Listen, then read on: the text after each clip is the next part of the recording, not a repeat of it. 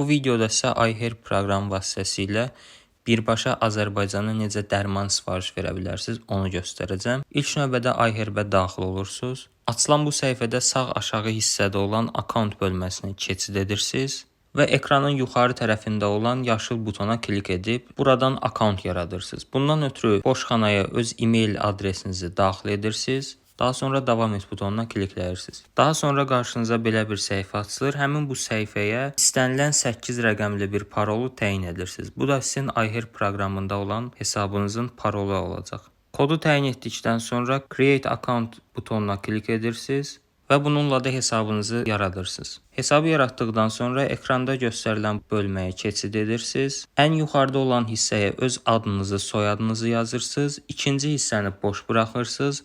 Yəni bu proqramda Azərbaycana aid telefon nömrələri qeydiyyata düşmür. Aşağı hissədə olan adres bölməsinə isə öz yaşadığınız ünvanı yazırsınız. Adresi daxil etməkdən ötürü Add New Address bölməsinə klik edirsiniz. Buradan ölkə olaraq Azərbaycanı seçirsiniz. Daha sonra Name bölməsinə öz adınızı, soyadınızı, adres line 1 yerinə öz yaşadığınız ünvanı yazırsınız. Şəhərin adı, küçənin adı və qapının nömrəsi də yazılmalıdır. Adres line 2 bölməsinə də eyni ilə həmin məlumatları yükləyirsiniz. City bölməsinə yaşadığınız şəhəri, ölkə yerinə yenidən Azərbaycan yazırsınız. Zip kod bölməsinə isə sizin evinizə ən yaxın poçt ünvanının indeksini daxil edirsiniz. Telefon nömrəsi bölməsinə isə öz telefon nömrənizi daxil edirsiniz. Telefon nömrəsini daxil edərkən ölkə kodu 994-ü də yazmağı unutmayın. Daha sonra Save butonuna klik edirsiniz. Bütün bu məlumatları doldurduqdan sonra geriyə qayıdırsınız. Bu səhifədə göstərilən yerə keçid edirsiniz. Buradan ölkə Azərbaycan olaraq qalır. Dili ingilis dilindən istəsəniz türk dilinə dəyişə bilərsiniz. Valyuta bölməsini isə Azərbaycan manatı olaraq seçirsiniz. Ən aşağıda ölçü vahidlərindən də kiloqram və santimetri seçib təsdiq edirsiniz.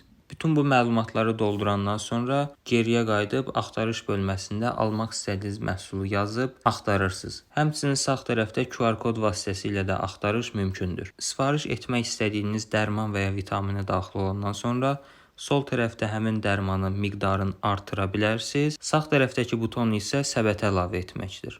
Məhsulu səbətə əlavə etdikdən sonra sağ aşağı hissədə olan səbət işarəsinə klik edib, səbətə keçid edəndən sonra burada sizin məhsulların ümumi qiyməti göstərilir, təsdiq edirsiniz. Təsdiq edəndən sonra son mərhələ olaraq qarşınıza ödəniş səhifəsi çıxır. Həmin bu ödəniş səhifəsində ekranda işarə olunan bölməyə keçid edirsiniz. Açılan bu səhifədə FIN kodunuzu daxil edirsiniz. Daha sonra pasportun seriyasını, yəni AA və yaxud köhnə nəsillərdə AZ olaraq qeyd edilib. Üçüncü boşxanaya pasportun nömrəsini qeyd edirsiniz. Sonrakı boşxanalara isə adınızı və soyadınızı qeyd edirsiniz.